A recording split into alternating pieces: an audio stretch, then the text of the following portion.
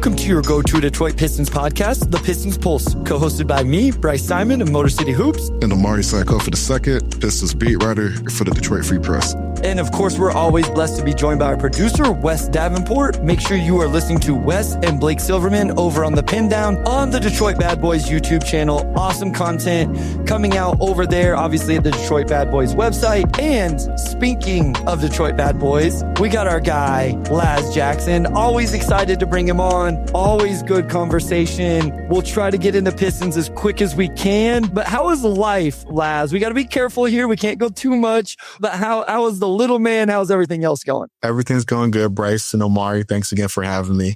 I was telling Omari pre-show, it's like right now we're working on reading. So that's sounds and their associated letters. Once we put that together, he can read. And then once we put that together, like the whole education world opens up. So we're working on it. We're going to get it right. I love it. I love it. It's, as my kids have gone through, I will have to talk to you after the episode about what things are being used to teach the sounds and the letters, because it's very new to me, I guess is my point. Mr. Ray says, hit that like button as you make your way in. Hope all is well with you and your families, everybody. And we'll get to Michael's comment here as well. O2, any dog update, kid updates? What is going on in Omari St. Cole for the second Kid updates? world? No, there are no dog updates, no kid updates. That would have been a scandalous way to end the pod. Like we have a new young one joining. Well, and I mean, Wes may have a kid update for us. Got to be sometime soon, Wes, right? Like, yeah. Poor Jill. So yeah, no, I'm out, man. You guys are in the fraternity, the father fraternity, I would call it. My day will come, but that day is not today. All I want to know is if the pictures of Winnie that I've been sending you, that you've been sending to your mom, is it working? Or are we making any progress with getting your moms to get a dog? Come on, moms, let's go. I got a chance to talk to your moms on the phone whenever we were in Denver together, and it was incredible. Such a nice lady. Obviously, 01, an amazing dude as well. Wes says week 39. The baby is very happy where it's at right now. So we will see. Okay. We got a maybe. We got a maybe from moms. Okay, let's go. I believe it when I see it. I'm not gonna talk on that. Don't get my hopes up. Mr. Ray says dog update versus child update. The dichotomy of this show is great. Again, real quick, guys, make sure you're reading Omari over on the Free Press. Please make sure you go subscribe to the Motor City Hoops Substack. Obviously, it's free over there. Obviously, reading Detroit Bad Boys. Guys, there are so many good Pistons content creators out there as well. Make sure you're taking it all in. Follow them all, read them all, listen to them all. This is one of the best teams in the NBA, and there's all sorts of great content out there. So make sure you're checking it all out. Let's get right into it. Laz, we had an incredible matchup on Monday night. A lot of conversation around this game. We don't have to get too much into that. I feel like I have to protect my stance at some point, but I don't want to lead off with that. Where are you at on this team? Big picture, you can use some of that game as a way to get into it. Just where are you at with this Detroit Pistons team right now? The where I'm at is this was going to be a very interesting stretch of games coming out of the All-Star break, right? You got the Knicks and you got OKC and the Spurs. You got Cleveland twice within the span of like 2 weeks, basically.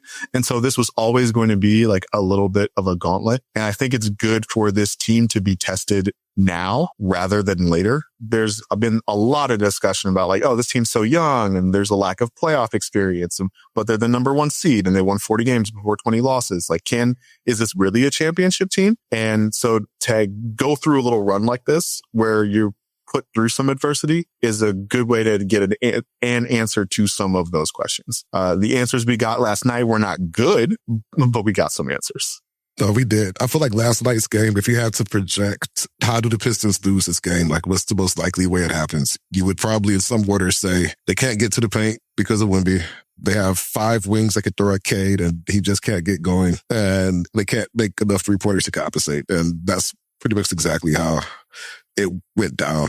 So a good loss, but at the same time, not unpredictable, I would say. Well, I feel like this team's been so good and so above water that like they lose a game to a really good team and people kind of freak out. It's like, what the heck just happened? But that was not a shocking game. I think it really sense. We're 60 games in almost. We kind of know what this team is and isn't. Is there any concern level change for you after that game, Laz, or did it kind of confirm what you already knew or suspected this team could run into against a team of that caliber? If the Spurs were in the East, I would be a lot more concerned, but they're not. So I'm not. When you take a look at the standings, right, it's us and is Boston still too? Yeah, Boston, New York, Cleveland, and Toronto. When you take a look at the standings, like the one team that can maybe attempt to replicate like shutting off the paint in the way the Spurs are able to is Cleveland. But we've played that matchup, and like Evan Mobley's like 4 inches shorter than Wemby, which is just insane to think about. Might be more than that, honestly.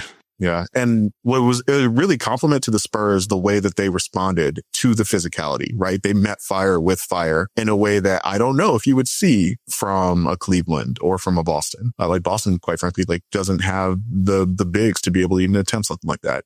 But I think that's a big takeaway, right? Is just like maybe the Spurs are just uniquely suited to disarm the Pistons because of Wemby, right? And Wemby is clearly like one of one, but there's so few other teams who can just shut off the paint in that way. Lots of teams want to pack the paint and like sag off shooters, but we've seen like, and Duren would play really well yesterday, but we've seen like big to big passing with Duren and Ausar for like lobs and stuff. There's ways around that. That the Pistons have been able to exploit over the season that they just couldn't do because Wemby was there, right? Like Wemby just changes the geometry of a court in a way that we're fortunate we don't have to see every night. I think that's where I landed as well. I think my Substack notes and one of my tweets came off really, I feel like it came off more negative than I intended it to be. And it also wasn't a one game thought. The thought I was trying to get out there was a thought I've had since before the All-Star or before the trade deadline even happened. But one thing I put in that and I tried to point people to was I did mention,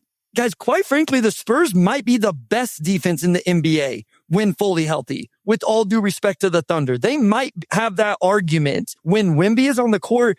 And I think the underrated aspect of all of this, and Mr. Ray just said this, you have Steph Castle to throw at Cade Cunningham, and then who I think is an all defense level player. Then when he's out of the game, you can throw Dylan Harper at him for a few minutes, who's really good as a rookie. And then they threw Carter Bryant at him for a couple minutes as well. Here was my thing. I want to get your thoughts on this, Laz. I had some people come at me and just say, this was an outlier shooting game. Cade shot it awful. Duncan didn't shoot it great. Champagnie and Devin Vassell were awesome. I don't even want to talk about Vassell and Champagnie right now, because to me, it's more about the Pistons offense. My thing about this was more, I don't think Cade was bad because he just had a bad shooting night. I think he struggled a little bit against this Spurs defense that was so good, and Detroit didn't have an answer for generating better looks for him or generating better looks that were taken advantage of by his teammates because they are throwing so much at him. Do you agree with that, Laz? Or do you think it was just like, hey, Cade just had a bad shooting night. It's okay. Those happen, a few times out of 82 games.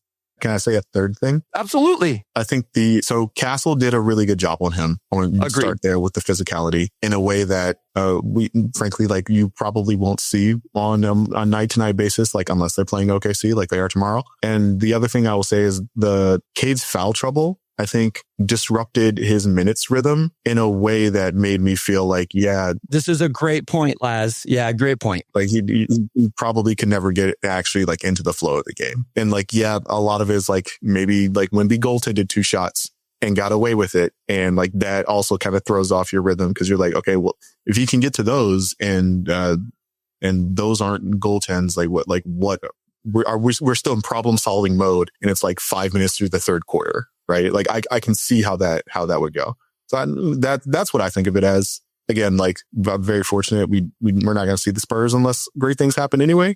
So I'm not trying to take away like too much from this game. One thing in that game that stood out, and they acknowledged it after, is, and you kind of mentioned it last, but Duren had a good game, 25 and 14. I felt like the last time the Pistons had any type of momentum in that game was early in the fourth quarter when he had those back-to-back and ones. I think one was off of a lob. The other one was just an offensive rebound and put back. But they went through with it. It wasn't, trying to find angles around him, get into the paint, maybe second guess. It was just muscle versus muscle. We're going to make something happen. And that's probably the one hole in the Spurs defense that I thought the Pistons were able to exploit. Rebounds coming up around the corner. Just how important do you think Jalen Duren is to just shifting the flow of this game and carving out those scoring opportunities that they just couldn't find?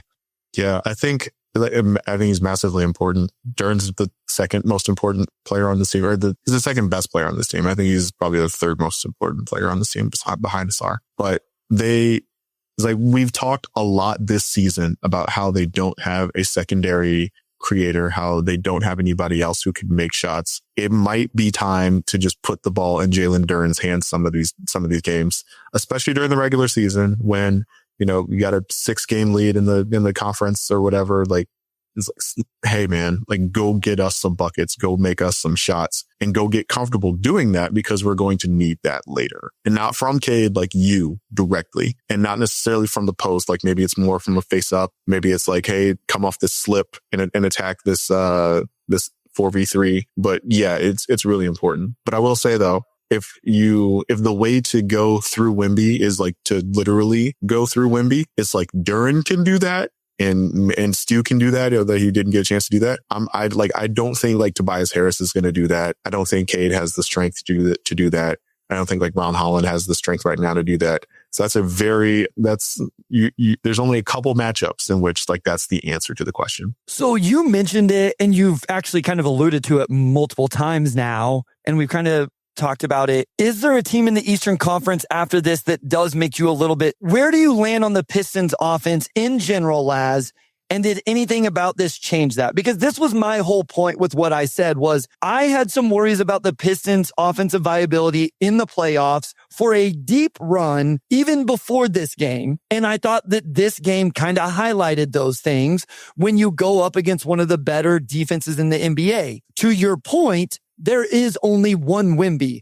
With all due respect to Rudy Gobert, Chet, and those guys are in the Western Conference also anyway. In the Western Conference, yeah. Also in the Western Conference. So as I've thought about this more, there has been a little bit of me that goes, it wasn't great, but who in the Eastern Conference can even come close to replicating both aspects of the point of attack defense and the rim protection? So I guess my question is, do you actually come away a little bit more positive after all of this? Are you still a little bit nervous about the Pistons' offensive viability in the playoffs? Where do you kind of land on it in general and in conjunction with this game? I still think yes, the secondary ball handling is still a problem. Yes, the shooting is still suboptimal, but no, I'm not worried about it in a playoff setting. Especially when you consider, again, like the opponents you envision the Pistons will face. None of them are in the Eastern Conference. None of them are playing defense at that level of a Spurs or an OKC, right? The Knicks have been like a top 5 defense for like a month now, and we've seen how that matchup goes, right? Can I throw one team at you, Laz, real quick, just to get your thoughts? Cleveland? It's not Cleveland, because I don't think they have the perimeter defenders. Like, okay. I just don't think they're going to play. Like, Keon Ellis is a disruptive defender, but he's not guarding Cade. He's too small. Cade's going to play right through him. If Jason Tatum comes back for the Celtics and you keep Nimi Keita on the court, I think the combination of Hugo Gonzalez, Jordan Walsh, Derek White, Jason Tatum, I think they don't have anybody as good as Castle maybe at the point of attack, but they have a plethora of guys throughout a series to throw at Cade, and they had some theoretical rim protection with a Keita who's been very good defensively and all of it. Like, that's actually the team that I'm most nervous about for the Pistons in the playoffs, even before you talk about what they can do offensively. Do you think that they could even come close with a healthy Tatum and some of those names I mentioned? So the Tatum healthy thing, I struggle so much with because I don't like how healthy is he? Is he on a minutes restriction? Like, what's his role for this team? I think it's a little rough to just be like, hey, like JT, like welcome back, like Cade for 25 minutes. Like, I don't think that's what he's going to be end up doing. But they got Vooch. They got Vooch to play. I'm not afraid of Vooch. Keita is a 25-minute a game guy and not exactly like Mitchell Robinson in terms of like 25-minute a game impact. So no, I'm not as concerned. But I think what's important to note is that like what might be relevant is all the perimeter defenders that you listed. Celtics just have a lot of bodies to throw at Cade, right? A lot of guys who can give him different looks, who can pressure him differently. They let Hugo go for like 5 minutes and just like bother him. Like, we don't care how many fouls you get, just make him mad. And so like there is some element of that, but I don't know. They played the Celtics 3 times already, and I've never felt like Cade looked uncomfortable or as at ill ease as he was last night in any of those matchups, even when like Jaylen Brown was guarding him. So no, I'm not. I don't. I thought you were going to ask me about Cleveland because Cleveland. We'll get to Cleveland. We'll let's save Cleveland real quick, but because I think they're an interesting conversation, O2. Yeah, no, we'll definitely get to Cleveland. I had one more thought about San Antonio, and I know we're going to talk about this overall gauntlet later, but obviously that's one of the most likely teams the Pistons will face in the finals. And, we'll learn about OKC coming up here soon. What else do they need to do to solve this matchup, right? If you know that the 3-point shooting may not be there every night, you know that they have all these guys who could match up with Cade, and really Castle probably did one of the best individual jobs we've seen. He's kind of that rare guy that's got the size, but also the maneuverability and the strength, right? Like he could just kind of match Cade's physicality. How do you go about solving these issues? Do you look at guys like Chaz Lanier, Marcus Sassard? Like, do you just expand the rotation a bit? Kevin Huerter even, just to shake the offense up? How would you play that out if you were JB? So I think there's two ways, right? We saw JB go to the all perimeter lineup as the Pistons can get kind of late in the fourth quarter with, it was Cade, Dennis, LeVert, and Duncan Robinson, which is just man, that's totally antithetical to the way this team wants to play, but I understand why he did it. But because it's antithetical, I think some of it, especially in a playoff setting, might be to steer into the skid a little bit and play in a scenario where Stu's not suspended, right? You're playing double bigs, double bigs plus Tobias, and you're just saying hey, we're going to crash the glass, because they got 20 offensive rebounds on the Spurs, and you turn it into, you try to emulate Houston before they lost Steven Adams, right? We're going to run some offense. It's going to be ugly. We're going to grab the rebound, and we're just going to win the possession battle and see how that works. The Spurs offense was pretty good last night. It was really buoyed by the shooting from Vassell and Champagny. I think I heard that they were 11 of 13 from the corners. It's okay, sure, that. You're going to lose nights. Most nights that happens. But yeah, so the other strategy might be just steer into the skid, go bigger, keep the physicality, be who you are, as opposed to try and fight them on an axis that you're already weak on. I do want to talk. We have some really good questions just about this team in general and kind of going into the playoffs that are a little bit more generic. I have two players I want to talk about before we do that, though. One is Dennis Jenkins in general and what maybe you think his role could be. And then also Ausar Thompson. And obviously the minutes were limited last night and kind of where you see that. I want to get into those two guys at least a little bit, O2. So let's talk Dennis Jenkins and Ausar Thompson when we come back from this short break.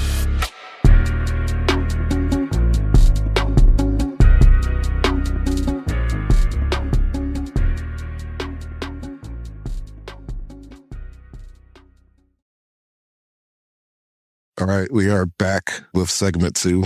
Let's go ahead and talk about Dennis. Obviously, one of the brightest spots of the season, and what's already been a bright season for the Pistons, that 2-year, $8 billion contract. A guy who could potentially give them some of that creation they need next to Cade, and we've seen him step up and be able to do that. Just give us the Dennis Jenkins overview. What's impressed you about him this season? How do you see him helping them down the stretch with about 25, 26 games left? Yeah, I think so he's an actual legitimate point guard, able to get guys the ball in spots where they're able to score.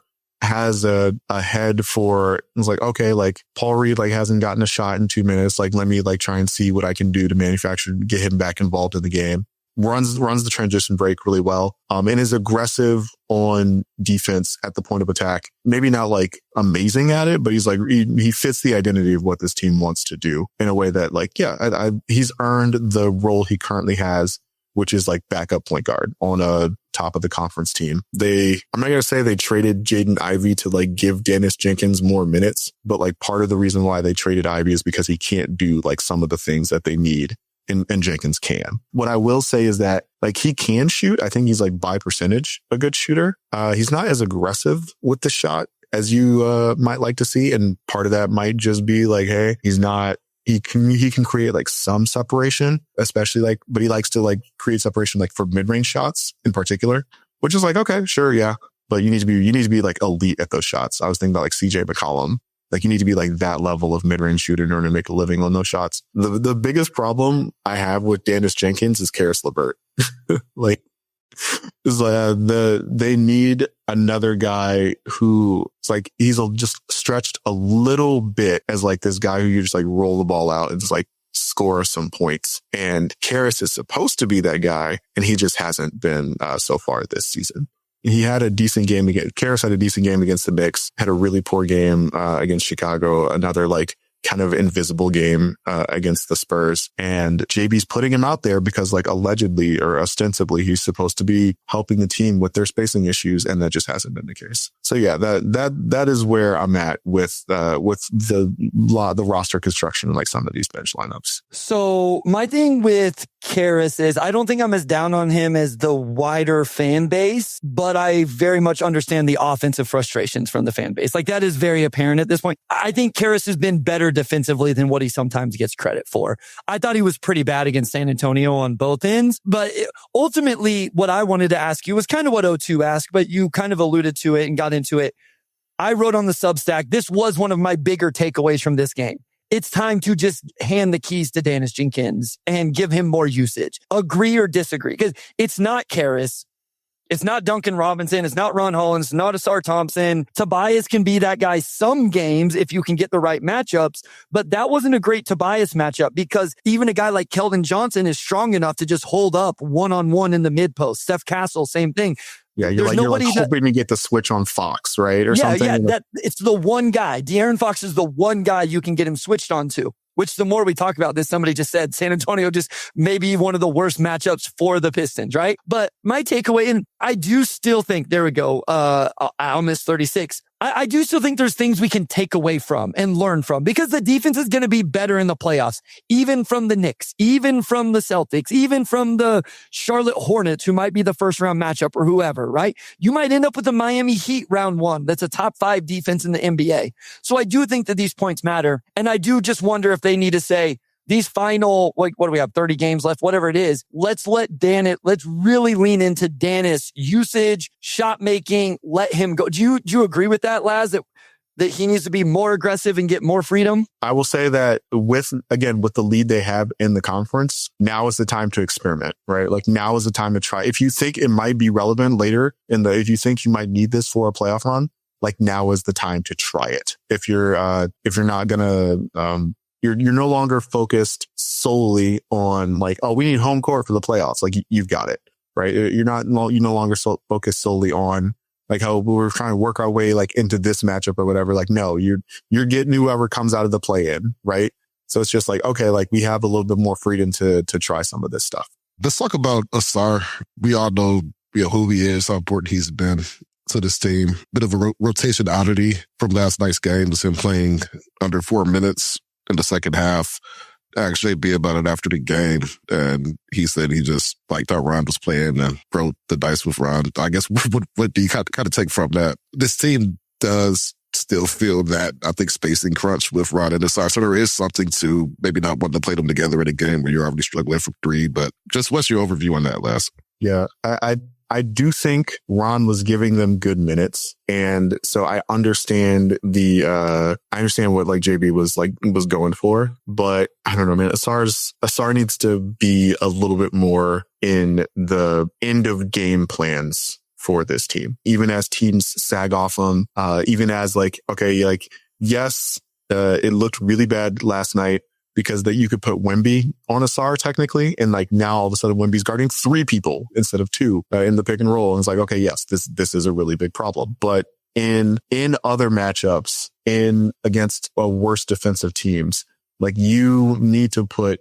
the guy who causes the most havoc on defense, who creates easy looks for the rest of the team through his defense. That guy needs to be on the floor. That guy needs to be playing more. So like I understood what JB was saying. I understood like what it's always like I understand what he's trying to do, but I do feel like, again, like this team's identity is we play physically, we play physical, we play great defense, and we try and score in the paint. And Ausar Thompson fits everything that's part of this team's identity. And so when you're not playing him, like you are straying from God's light, right? Like you are straying away from like what you should be trying to do as a basketball team. And so you should be playing him more often, in my mind.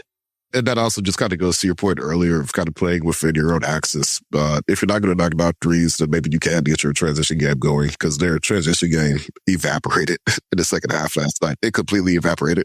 Spurs only had 12 turnovers, and like there wasn't that much ball pressure, right? Like Steph Castle's not an amazing 3-point shooter. Like I can see why you might want to like get up into him and like see if you can cause some havoc that way. But yeah, it didn't materialize last night. Yeah, I mean, that was their most stagnant looking offensive night in a while. It was just slow. Bryce, where are you at? No, I think it's a little bit of the Jenkins thing as well. And I said this again, this wasn't just a San Antonio Spurs game for me. We talked about this on the last episode.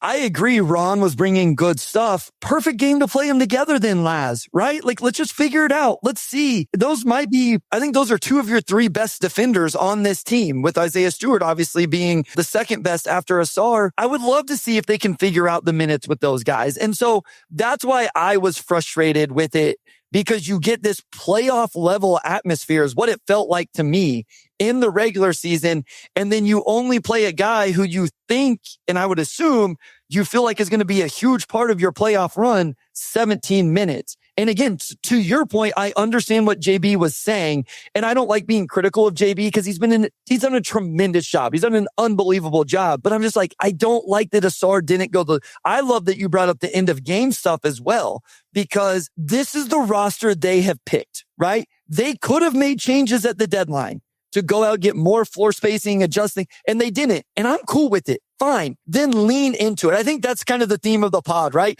Lean into the light, lean into God's light, or however we're going to say it, right? Lean into the bit, because that's what you chose. And I think everybody's cool with it, but just live in that then. I also want to bring this up real quick. Sports Time 2 says, anyone else worried about Ausar's minutes hurting his all defense eligibility? Do you guys know how many games Ausar technically has that do not count towards the 65 games?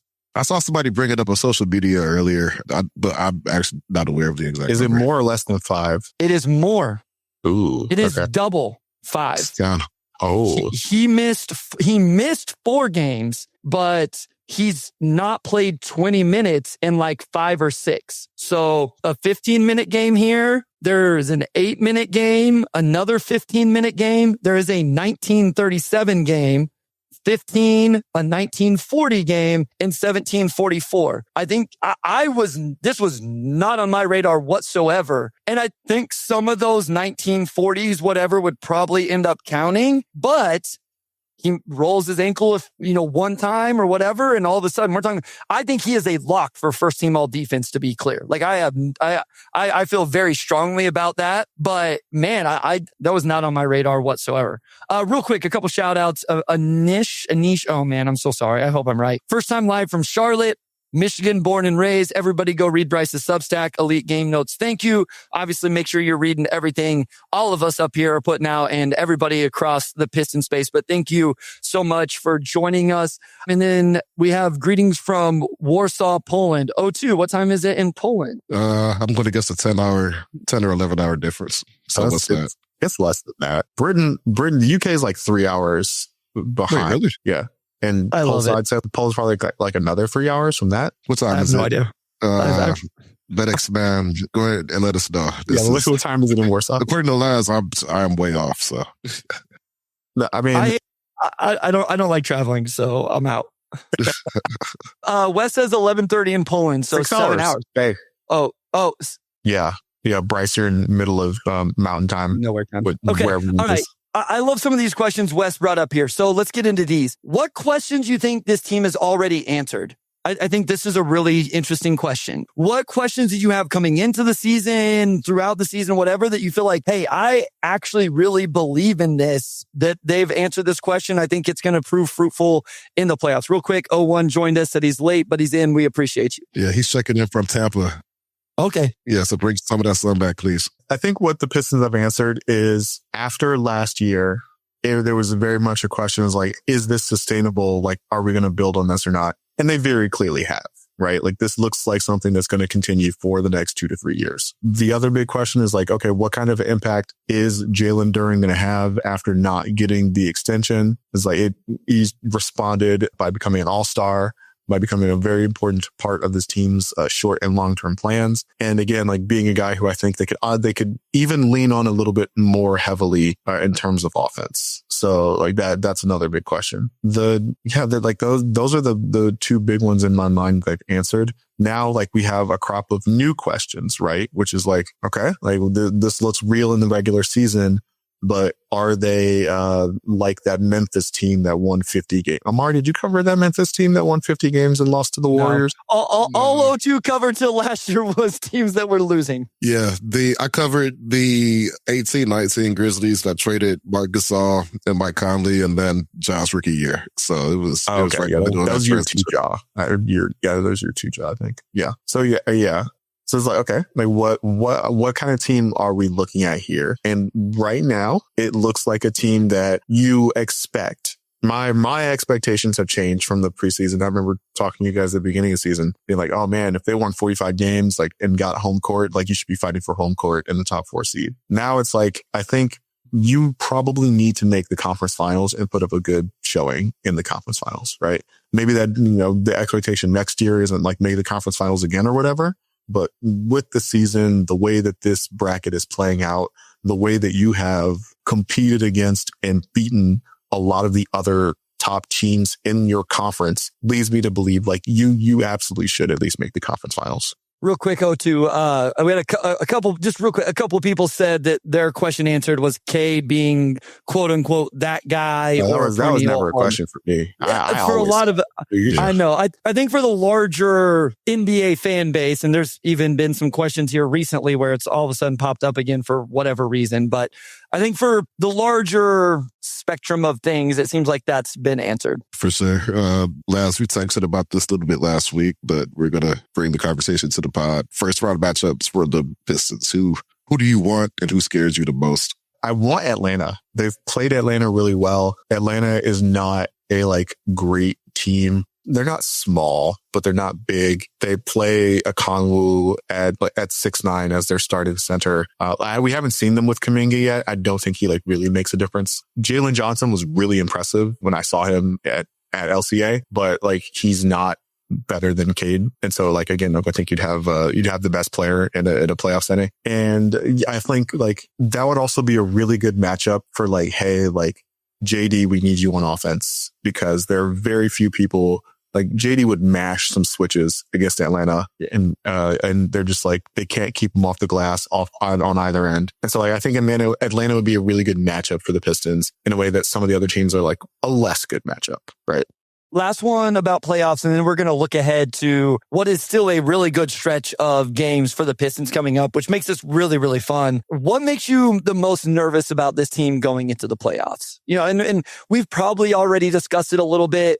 But if they end up losing in the second round or something like that, is it a particular matchup? Is it some flaw you see on the roster construction? We had this question from Thomas about JB in the playoffs and, some criticism about him in Cleveland with that. What is potentially the flaw that gets exposed in the playoffs for the Pistons that makes you nervous? I will say that like somebody, I remember seeing this on social media. Somebody was saying that the best thing you can do against the Pistons is get like a 15-point lead, because then JB like feels like he can't play a star anymore and you've won. It was like, okay, there's absolutely something to that. But the thing that frightens me is one, like health, right? Like I still maintain that they probably could have beaten the Knicks in that series if Stu plays all X games, right? Instead of the first half of game 1 and nothing really after that. And then 2, I think you'd be afraid that Cade wears down over the course of the playoffs, partially because they don't have a secondary ball handler to like take some pressure off of them. And partially because like, as we talked about like a little earlier, like he's seeing just a smorgasbord of bodies from every team possible, and guys whose like only job is to like frustrate his life for a playoff setting for like 5 or 6 games, right? So he's never been that deep in the season before. We've seen that from other guys like previously. So like that would be a thing that I do worry about, because quite honestly, like if Cade wears down, like this team is not going much of anywhere in the playoffs. So yeah, Mr. Ray says Cade wearing down is a concern for him. Daniel Jenkins nervous about the not necessarily cementing a number 2 at the deadline. They understand why, but a little bit nervous about the championship upside there. We'll see what Jalen Duren is able to do in that role, because essentially that's the role he's being asked to play, and we'll see if he's able to do so. We're going to go to break. When we come back, we do have quite the gauntlet of games coming up. And so I think we can talk to Laz about which ones he's most excited about and maybe dive into some of those matchups as well.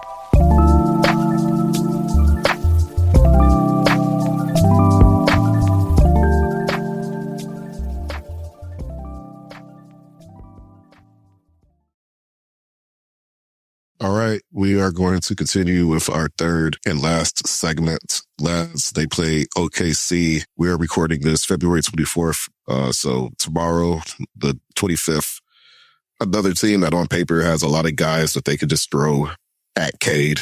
We've seen the Cade-Lou Dort matchup in the past. And, I think Dort kind of has that strength and maneuverability where he could be a tough matchup as well. What would you be looking for specifically in that OKC matchup? I guess win or loss, what do you want to see from the Pistons side and how they kind of problem solve that team? And they may not have Shea either, right? So it's not going to be... I think Shea and J-Dub are both going to miss that game. And so that's okay, maybe there's only but so much you can take away from the type of defense you'd like to play against them in particular. But what I'll be looking at is to see how, if at all, they attack Chet and the Chet and Hartenstein lineups, right? Chet's not Wemby, but he is a really impactful defender who can do a lot of the same rim protecting stuff. And if they play him in a double big lineup, then again, the paint's clogged. Is all right, how are you going to try and problem solve this version of that? You'd like to see if they decide to throw Cason Wallace or Aaron Wiggins at Cade, how the team handles that from a problem solving perspective. It's another matchup where you don't really have anybody for Tobias to get his mid-post game going against. Tobias, I think, only had 4 points last night against San Antonio. Two of those points were very, very loud. That was awesome. That was probably the best dunk of his the second stint of his Pistons career. Real quick, you may not have saw this O2. I don't know where you watched the game, Laz, but were you there at the arena? No, I was not. I'm not trying to throw shade at Harris or take anything away, but that thing got real close to not getting there also. It kind of had to leave his hand. It was kind of like my first dunk ever was, where you kind of let the ball go and then pop the rim real aggressive. But no, that was nasty. That was, shout out. What do they call him? O2? Unk? He's Unk around the team. He's Unk. Yeah. He turned back the clock. And so shout out to Tobias Harris for that one. Yeah. You need him to contribute offensively against the Spurs and the Thunder in a way he didn't do last night, in a way you'd like to see how they try to get him going against the Thunder, who, again, you switch him on to Cason Wallace. I don't know about that one. You switch him on to Dort. I don't know about that one. You switch him on to Caruso. I don't know about that one. So you got to figure out ways to get him moving to the basket. And then you'd like to see how your bench lineup fares against their bench lineups, especially now that, what the soul of OKC is amazing defense, but now they are playing McCain and Isaiah Joe together. And that is not great point of attack defense. So you need to be able to exploit those lineups and those minutes. But who do you do it with, right? This would be a job for Karis LeVert, or this would be a job for Dennis Jenkins, right? To get some of that ball movement going. No, I think that's what's exciting for me is it's disappointing that Shea and J-Dub aren't going to play, but what I'm excited about is I don't feel like I need to evaluate the Pistons defense. I feel pretty good about what they are defensively and what they're capable of.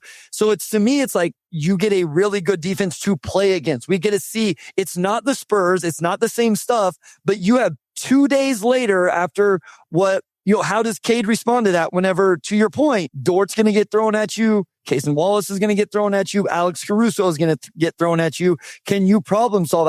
I think this is all super positive, I guess is my point. You mentioned it at the top, Laz, is you're getting to figure it out now. You don't have to wait till the playoffs to figure it out. And you're figuring it out against teams that are probably better defensively than what you're going to see come playoff time. The game after this is the Cavaliers, and we've had some questions. Steven Suggs asked, what about the post-Harden trade Cavs? How do the Pistons match up to them? you mentioned whenever I was kind of going to maybe a team that defensively, I would assume you were going with like the Mobley Harden idea, Keon Ellis, whatever. Just in general first, what do you think about this Cavs team post-trade deadline? And then what do you think about their matchup for Detroit in particular? So obviously they were on the winning streak before the loss to OKC on Sunday. Yeah, that sounds about right. And they were playing really well. Harden, you got honeymoon Harden, right? Where he's just like, hey, like I'm happy to be here. I'm here, Jared Allen. Here's all the lobs you can handle. Like everything's copacetic. The thing that I'll be curious to see about in that matchup is who in the starting lineup guards Cade, because right now the starting lineup is James Harden, Donovan Mitchell, and Dean Wade. So it's like, is Dean Wade guarding Cade? Like, I feel pretty good about that. And if it's not one of those two perimeter guys, if it's one of the like name perimeter guys, can I just throw that guy like in a billion pick and rolls and like wear him down over the course of the game? The one thing that I'm kind of dreading about that team is like, okay, like you have bench lineups, you have it's the start of the second quarter, you've got James Harden, Jared Allen like lineup versus again like Dennis Jenkins and Paul Reed. That feels like something that feels like, again, like minutes the Cavs should be able to take advantage of. And so it's how much can you limit James Harden's ability to problem solve and get to the basket? Do you would like maybe in a playoff series, I'd be like, do you adjust, right? Dude, like you tie Ausar to James Harden's hip basically, and like change your rotations to accommodate that. Or like, do you trust Ron Holland to be like, hey, like, you're on James tonight, but like don't foul him twice in 12 and in 8 minutes because like that's what he's going to go for. So yeah, I'd be curious to see that. And then again, like the double bigs is the thing that like really concerns me. And with no Stu, you can't do this yet, but we have seen JB go with Duren and Stewart to counter or to complement, I guess, the double big lineups that Cleveland puts together. The other thing I'll say is that Cleveland has they have a lot of good guards, but none of their guards are big in the way that makes you feel comfortable that like they can defend Cade meaningfully. So like, yeah, Keon Ellis is a good defender, but like Cade's too big for him. We saw Schroeder like did a pretty good job of being an on-ball pass during the playoffs last season. For us, it's like, I feel comfortable with like Cade attacking that matchup. And so it's really going to be a matter of like, okay, how much, defensive utility are we going to get from Ausar/Ron versus Spida/Harden, and who on Cleveland is actually going to try and guard Cade? Like, are they going to do something weird like, hey, like Evan Mobley's guarding you? Like, this is weird, but like we can do this, so like figure it out, like in terms of problem solving. So yeah, those are the things I'd be thinking about. Cleveland is my like least favorite matchup. My dream scenario would be like the Knicks beat Cleveland for us, and then you get to beat the Knicks in the conference finals. So it sounds like Cleveland is the East team that scares you the most, like over New York and then over Boston as well. Yeah, definitely. Just because like we've seen how the New York matchup has gone over the course of the last 3 games. I think everybody in Detroit feels pretty confident about how that matchup would go in the playoff setting. Boston, we got into this a little bit earlier, but like with Tatum coming back, I'm not totally sure like how that impacts them. Like I still feel good about that matchup, especially in a world where like they got Vooch at the deadline to play him. It's like, if you are playing Nikola Vucevic like 25 minutes a game in the playoffs, like I feel good about each and every one of those minutes if I'm the Detroit Pistons. So yeah, I'm not, the games against Boston have been close. They've all been good, but the Pistons have come away victorious in most of them. And it didn't feel like luck or an accident that like those games like went the way that they did. What about the matchups the other way? Because this is actually, I think I'm a little less concerned about the Cavs defense, because I don't think Jared Allen is on a heater right now, to be clear. I don't think that those guys, even with their size, control the paint the same way a Wemby does, or even a Chet or something like that. And they don't have the perimeter defenders that those teams have. But I'm a little bit more nervous on the other end of the floor in terms of, in a starting lineup, who's guarding Harden and who's guarding Mitchell. Because I think I don't know, I'll see what you think and what O2 thinks. I think my immediate thought is Ausar starts on Spida and Cade starts on Harden. My worry there is something you said about the Spurs game. Harden getting Cade in foul trouble in that matchup. But there is literally nowhere else to go, because you can't put Tobias on either of those guys. God love him. You can't put Duncan Robinson on either of those guys. I don't think you do this in the regular season, but could this potentially be we change the starting lineup so our best player isn't guarding one of those two guys to start? Or is it, hey, Cade, you're a top 3, 4, 5 MVP candidate because you're such a good two-way player. And this is what makes you special. I think it's definitely a like, hey, Cade, like you have to guard James Harden. It's like, and we know how important you are. It's like, don't get in foul trouble. Maybe see if you can matador him a little. Like we're talking contest or like side contest at the rim, but don't fall for the hook. What's the arm bar trap that he does on everybody on the reach ends, and like stay in front of him. And this might be my thing with Harden is like, especially now at his age, what you might want to do against Harden is just switch and just try to lull him into taking 15 step back 3-pointers. Like just hope he doesn't make 8 of them, because he can. But that again is like, in that scenario, like you're like, then you kind of want Stu on the floor instead of Duran. So like you're already kind of switching the matchups and stuff. So like, again, like Cleveland, this is why I'm afraid of Cleveland. They pose a lot of problems in a way that some of the Pistons look like they've solved some of the problems, like the Knicks. And in the way that like I feel confident in their ability to solve some of their problems, like the Celtics. 5 games coming up for the Pistons: OKC, Cavs, Magic, Cavs, Spurs. A 6-game stretch. Wait, seriously, they play the Spurs after the Cavs? Yeah, they go to San Antonio again. Yeah. Oh man. Yeah, they do. Real quick, O2. We have a comment here I can't put on the screen because I did the translation and I know what it means, but it still makes me laugh. David said, "Love from Mexico, guys. Love to you as well." We'll stop there because I did the Spanish to English translation and we cannot say that on the podcast. So, but thank you for tuning in. So anyway, go ahead, O2. Yeah.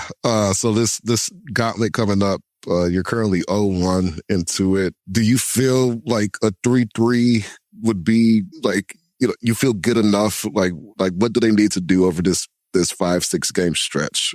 Just record wise for you to come away and say, or which teams do they have to beat, I guess, for you to come away and say, I think we could pencil them in as a true threat to win?